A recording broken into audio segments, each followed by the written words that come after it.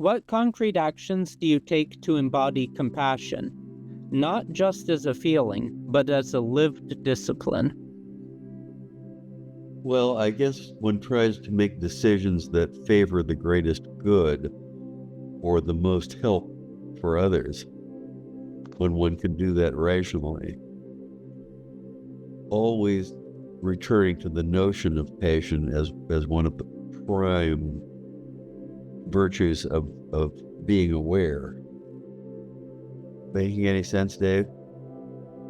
Yes, I do something similar. I try to not engage with me thinking where my interaction with somebody else is based on profitable exchange for me, and just keep to what's needed.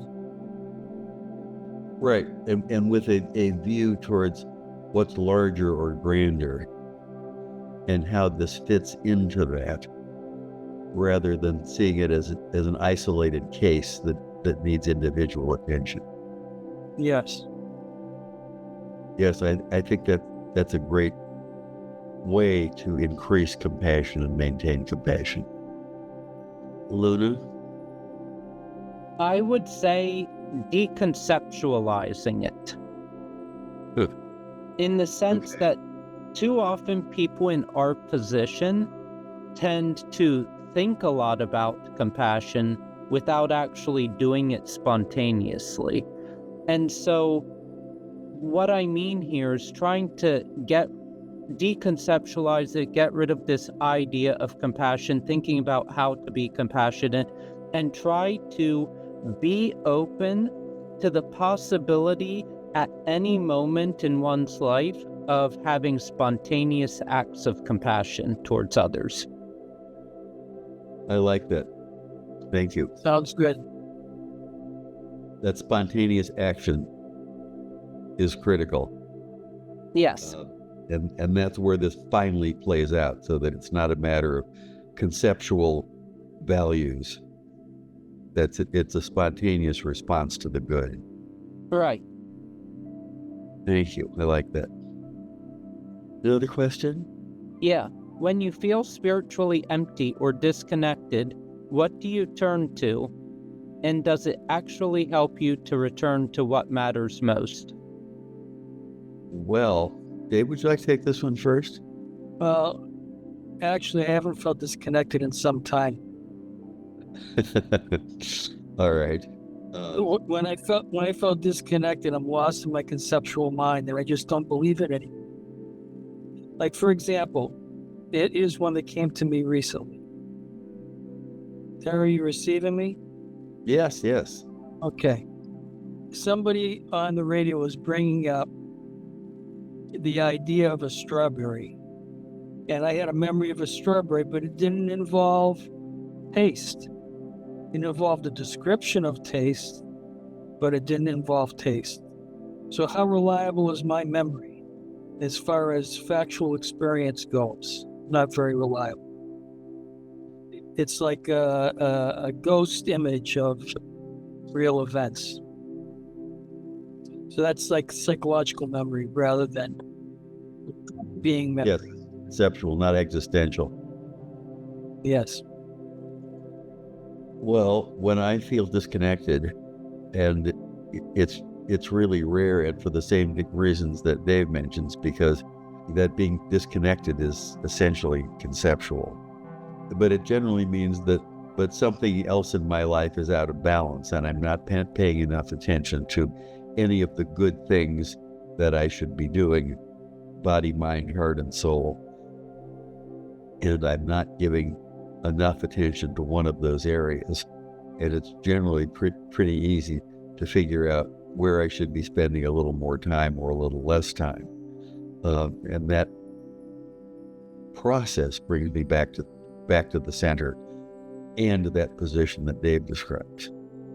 But again, it's a matter of a quick self-assessment in terms of body, mind, heart, and soul to see what I've been neglecting. I've heard this somewhere before. Yes, well, go ahead. Yeah, I would say avoiding contamination. in the sense that a lot of times I would, in the past, would feel spiritually empty and disconnected until I realized that if you have the right perspective, you can never, ever feel spiritually empty or disconnected, because spiritually you should always be connected.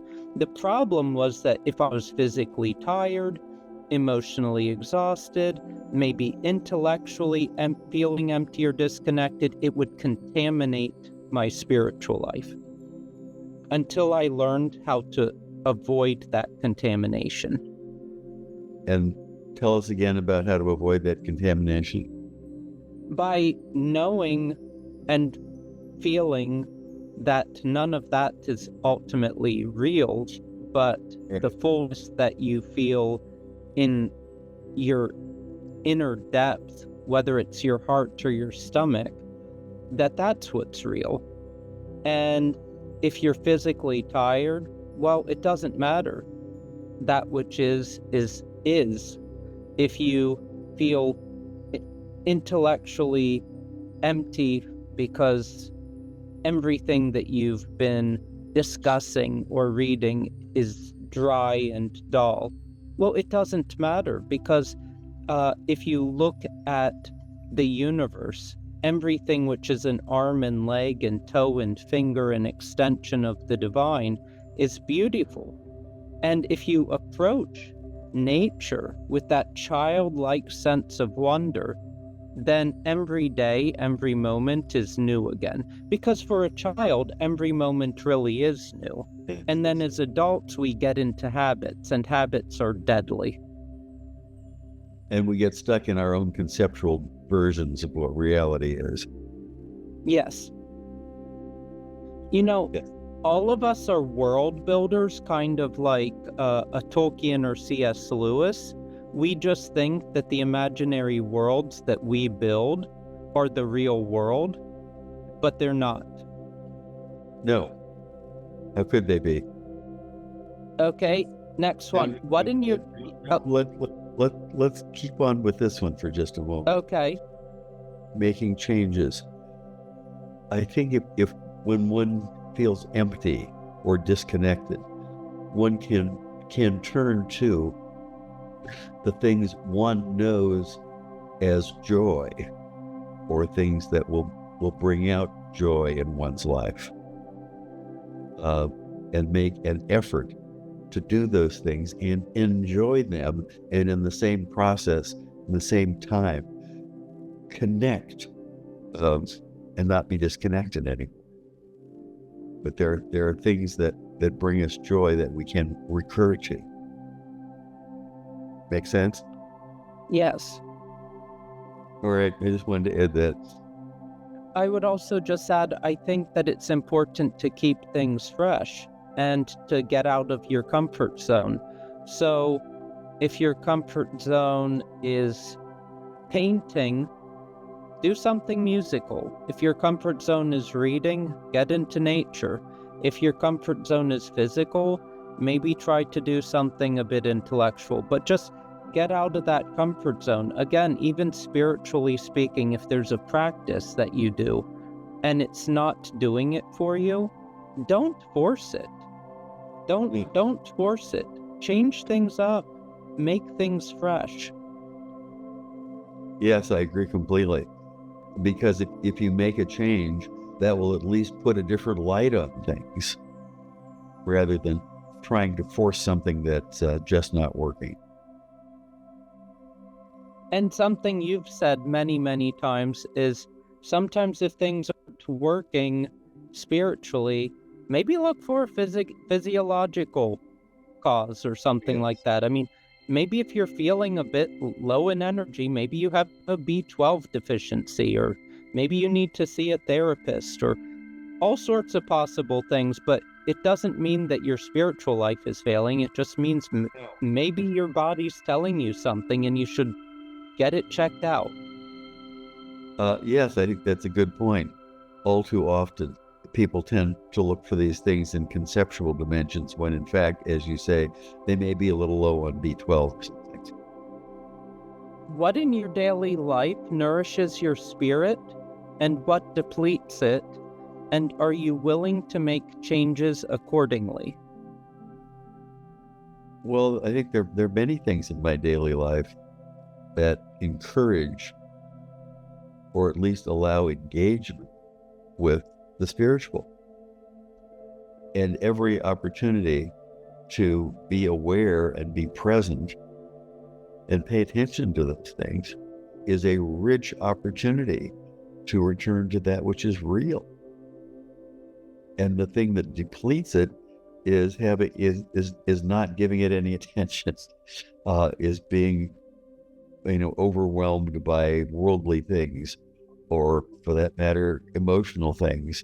But if one can step back and return to the balance, it's always there, obviously, and it's we who have been missing, and to return to being present and aware is the answer.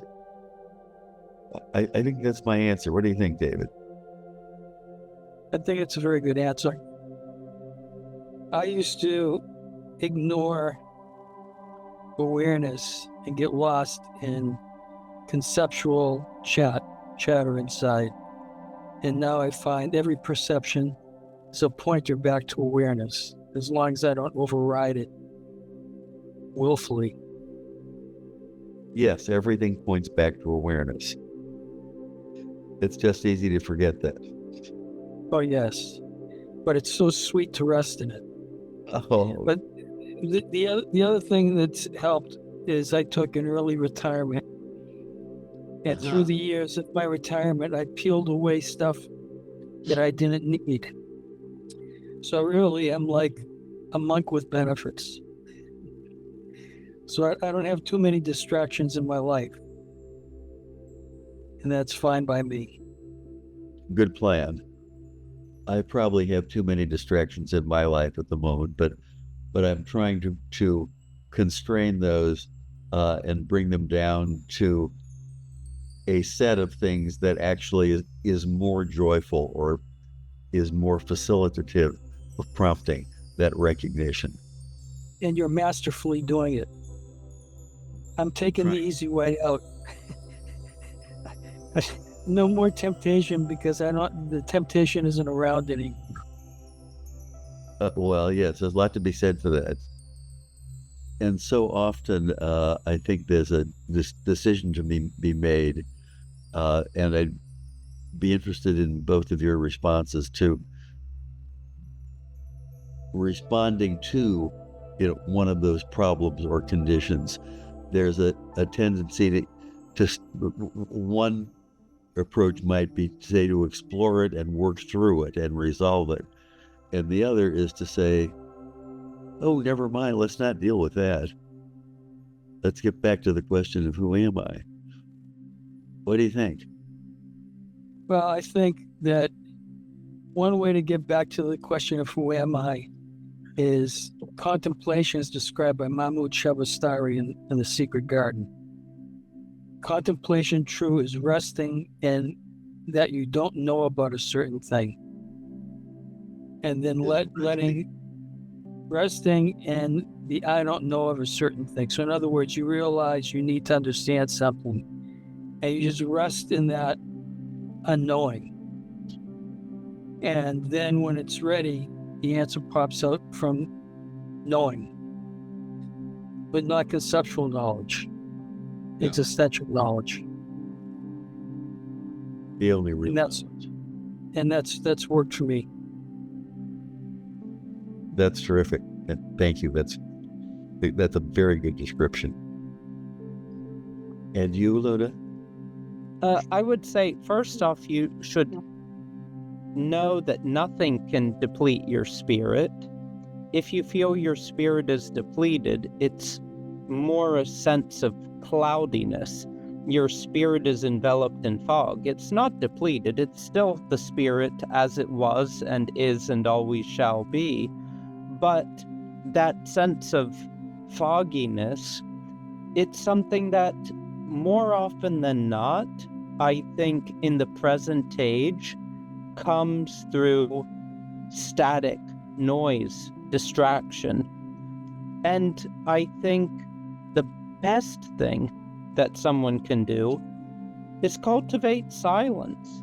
And I personally found a great deal of benefit from staring at a wall, doing nothing for a half an hour. And might sound silly, but you know what? People stare at their phone, they're constantly busy, there's constant noise, there's constant distraction, and just sitting on a pillow, breathing, doing yoga, whatever, or just staring at the wall, just having a moment of peace and tranquility and letting the thoughts come up, and as they come, observing them and zapping them with the thought gun, and then letting them pass and vaporize off into smoke. And then eventually you'll realize, well, all of that fogginess around the spirit is no longer there. It's clear as day. Well described. Yeah, thank you. I like that very much. Okay, one more. Sure. How do you balance your inward spiritual life with outward responsibility, service, and relationships? That's a very good and very important and very difficult question, because we are here in the world, and that does impose requirements as well as opportunities and things that we must do, and of course things that we can do to open ourselves to our true nature. Balancing them may not be the right answer. I think one can go through life being aware of these things and paying attention and being present as they happen about one and as one needs to engage in them. And as my good friend Greg Good often says, you have to do it, but you just don't have to believe it. And to the degree that one can step back and watch it happen, even if one has to engage in it, is, I think, of immense spiritual value. Dave? I can't say it any better than that. Luna?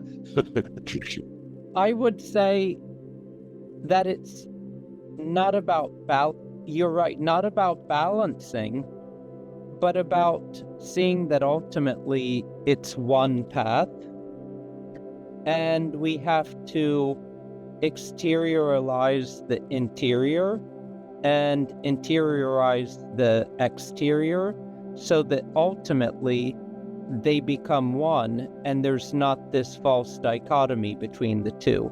So if every moment of every day, every act we make is an act that we make spiritually, and if everything we do spiritually is also in and of the world and not separated from it, then there's a kind of holistic balance to one's life. That's eloquent. That says that paying taxes or cutting one's toenails is as important as meditation. It is, because you can make paying taxes a meditative act, and you can make that act a burnt offering to the Lord. And you can actually make that happen by being aware of it and paying attention and being present for it. Right, and also reverence, wonder, astonishment, openness, rather than, let's say, sitting and being grumpy while filling out tax forms. You can be doing that while marveling on the simple fact that there's a chair that you're sitting on, and that you're a being who's living and breathing and thinking and capable of leading a spiritual life, and that the divine wants you to be there right there and then. Not to say that the divine has agency in that way, but that you are one of the infinite possibilities that has been manifested from the infinite. Yes, and simply being here a divine miracle. Yes. Just being here. If one can only realize that. And what you say is a great help. Yes. Further commentary? My take on this is more from the existential point of view.